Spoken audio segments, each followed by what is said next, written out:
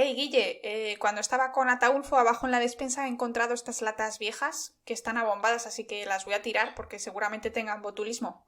No las tiré, pero que eso le podemos sacar partido, hombre, que si dan botulismo, podemos sacar ahí toxina botulínica y montar una clínica de Botox. Bueno, si te parece hacemos mejor un programa y analizamos un poquito esta toxina y vemos qué tiene de interesante y si nos puede servir para hacernos una clínica o no. Vale, pues sí, vamos a hablar un poquito del Botox, si es verdad que es ese elixir de la eterna juventud, ¿no? Pero no tiren las latas. Vale, vale.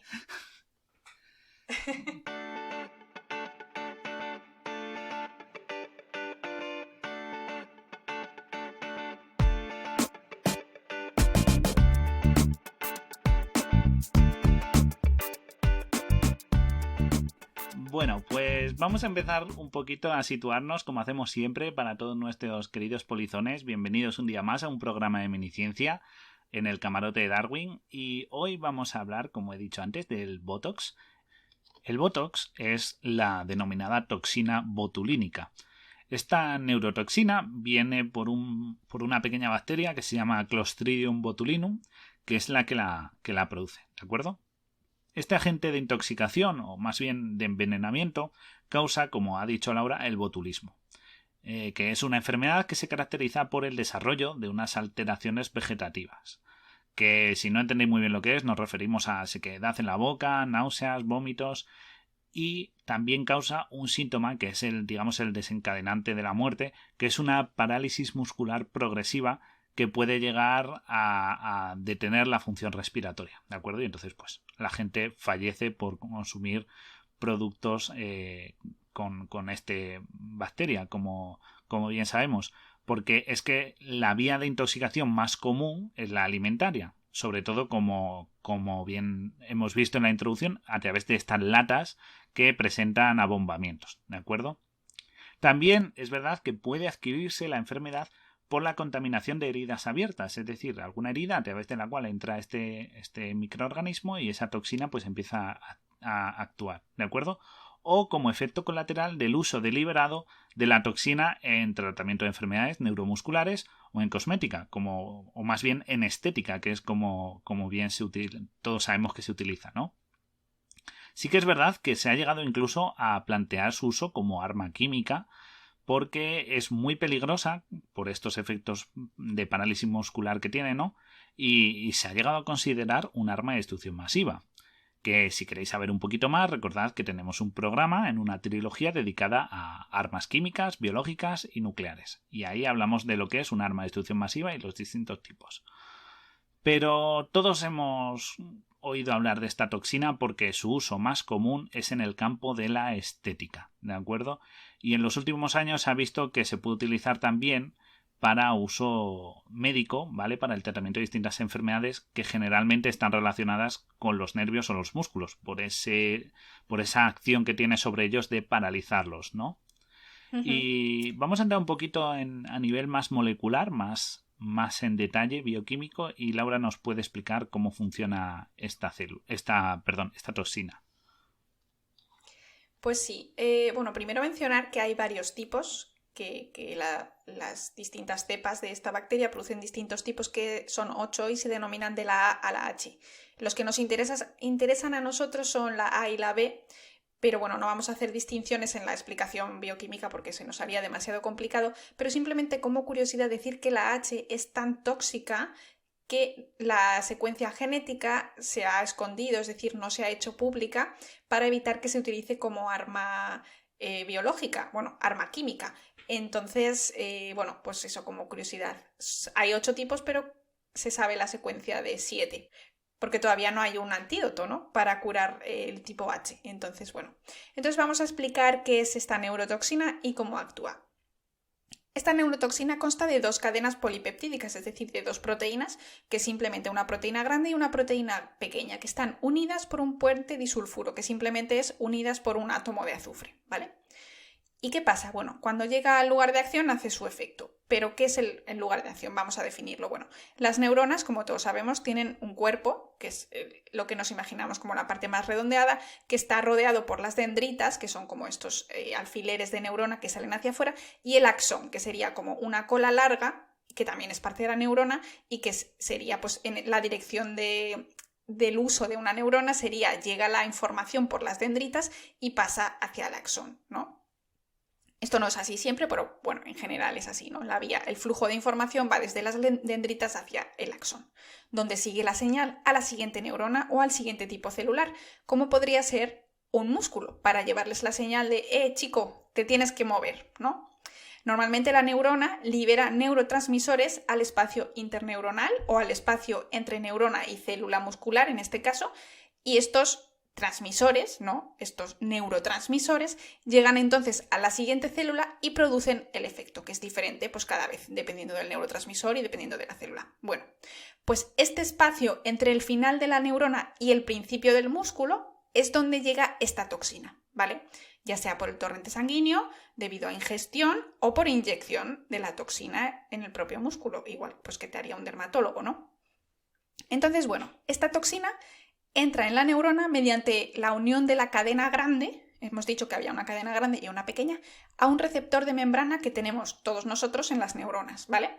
Y entonces se forma una vesícula, es decir, se forma una especie de invaginación y estaba nadando fuera de la membrana celular de la neurona y ahora resulta que está dentro, envuelta en una vesícula de lípidos, ¿vale? Quedaría encapsulada dentro de la neurona. Una vez dentro, este puente disulfuro del que os hablaba, que separa la cadena grande y la cadena pequeña, o sea, que une estas dos cadenas, se rompe. Y entonces la cadena pequeña se libera, ¿vale? Se libera de la grande y es capaz de salir de esta vesícula, de esta bolita de lípidos que queda flotando. Y entonces lo que pasa es que esta cadena pequeña de la toxina queda libre en el citoplasma de nuestras neuronas.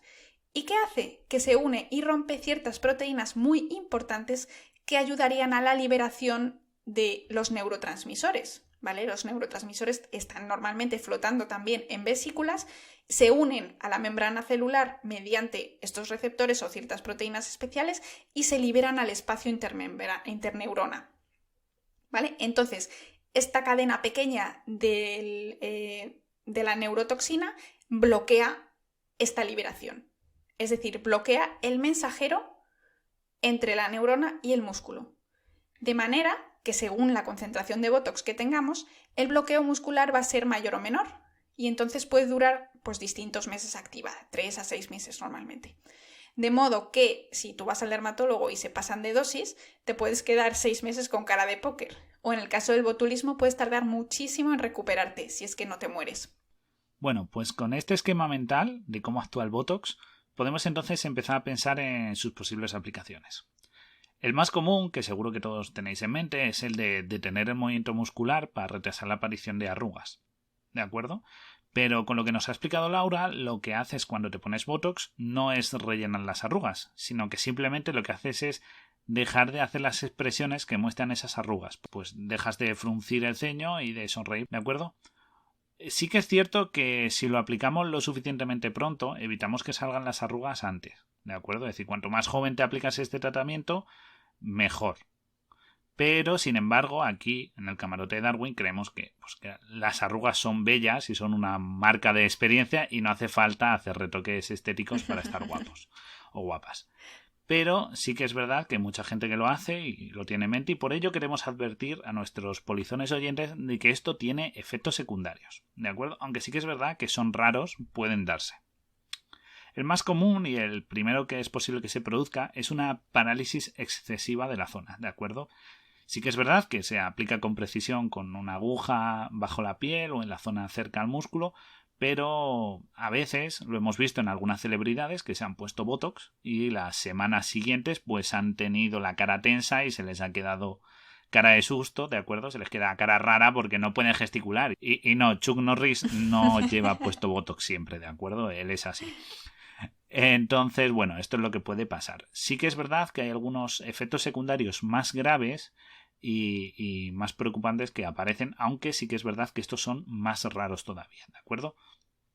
Algunos de ellos que se asocian un poquito a los síntomas del botulismo serían la debilidad muscular, por supuesto, pero otros son más raros, como la visión doble, disfagia, es decir, dificultad al tragar. También tenemos dificultad para hablar y para articular palabras, incontinencia urinaria o incluso dificultades respiratorias, pudiendo ser casos muy graves si no se aplica correctamente esta toxina, ¿vale? Sí que es verdad que estos síntomas duran un tiempo relativo, porque a día de hoy la toxina botulínica se aplica principalmente en adultos, y las dosis están muy estudiadas y se aplican de manera muy puntual, y lo hace gente especialista que sabe lo que hace y lo que está manejando. Pues sí, la verdad es que eso no sería algo que a mí me preocuparía a la hora de aplicarme Botox, pero sí que es verdad que hay otro problema, Guille, que es bastante más común del que parece, y es que se genera una resistencia, ¿vale?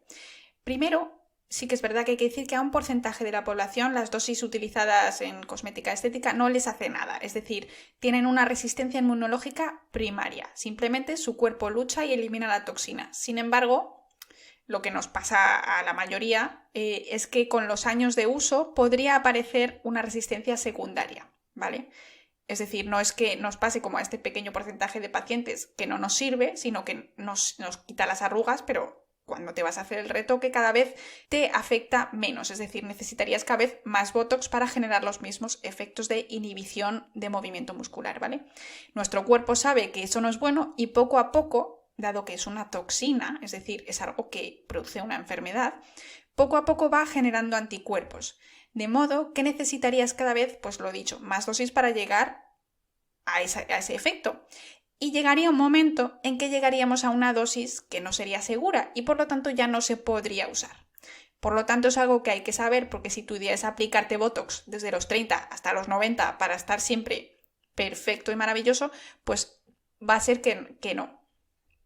Pero bueno, vamos también, aparte de los efectos secundarios, vamos a lo interesante, que es lo que a mí me parece lo mejor del Botox, y es que el Botox se puede usar también en medicina. Hay muchísimas enfermedades y condiciones que se pueden tratar con Botox y que de hecho ya se están tratando. Es decir, esto no está en ensayo clínico, sino que hay gente que se trata con Botox y como efecto secundario pues se reducen las arrugas. Una maravilla. Lo más conocido es la migraña. Mucha gente sufre de migrañas, pero sí que es verdad que hay pacientes que tienen unas migrañas completamente imposibilitantes. Es decir, tienen 15 días o más al mes de migraña que duran 4 o más horas y que son de un dolor pues totalmente, como he dicho, incapacitante. Te puedes beneficiar si tienes este tipo de migrañas con unos pinchazos de Botox que están en distintas partes de la cabeza. Pues hay gente que tiene más dolores en la zona de la frente o en la zona del cuello, etcétera, etcétera. Entonces, bueno, te beneficias porque te reducen muchísimo los días al mes y la duración y la intensidad de tus migrañas, pero es que además, pues como he dicho, te quita las arrugas, una maravilla. Sí que es verdad que tiene bastante buenos resultados, así que si alguno de nuestros oyentes sufre de este tipo de migrañas incapacitantes, que hable con su médico porque seguramente esto sea algo que pueda hacer. Además, pueden tratarse pacientes que tienen espasmos graves o incluso algunos tipos de temblores también imposibilitantes, que se les mueve mucho la cabeza o que no les permiten hablar. El bruxismo, que mucha gente sufre y no lo puede evitar, incluso aunque trate el estrés o la ansiedad. El bruxismo no desaparece y es porque tiene pues muchísima actividad en sus músculos los maseteros, ¿no? de la mandíbula, y con unos pinchacitos pues se reduce la actividad y por lo tanto se reduce el bruxismo y el daño que puedes crear tanto en dolores de cabeza como a tus dientes. Luego una cosa muy curiosa, Guille, es la hiperhidrosis. Se puede tratar, es decir, la sudoración excesiva de axilas y manos se puede tratar con Botox. Pues simplemente se inactiva, ¿no? Lo que sería la señal que dan los nervios de decir, hey, produce sudor, ¿no? A mí esto me ha parecido maravilloso porque la verdad estamos cansados de tantos desodorantes, pero está claro que esto es para gente que tiene hiperhidrosis, o sea, algo que es problemático, no simplemente una sudoración normal. Y también se está utilizando para trastornos de la función de la vejiga o gente que no responde pues, a tratamientos convencionales de la vejiga, ¿no? Y también, muy curioso, para el estrabismo, que hay gente que tiene pues que uno de los ojos le mira hacia el lado contrario o que no pueden moverlo y se relaja este músculo de manera que apenas se nota y simplemente pues ya de repente tienen visión normal. Así que me ha parecido, la verdad, algo maravilloso, y hay muchos más que se están estudiando, así que esperemos que esté todo el mundo usando Botox para sus tratamientos de aquí a unos años. Pero sí que es cierto que esto que nos cuentas, Laura, es muy importante, lo de que se puede llegar a desarrollar cierta resistencia y los efectos secundarios, porque aunque es verdad que hay personas que se aplican el Botox, ¿no?, por razones estéticas, cosa que no es muy relevante porque al final, aunque desarrolles resistencia, al final te van a aparecer arrugas y es algo normal que le pasa a todo el mundo. Pero sí que es verdad que esta resistencia es peligrosa en el caso de la gente que lo usa, pues como tú has dicho, por razones médicas, para tratarse ciertos síndromes.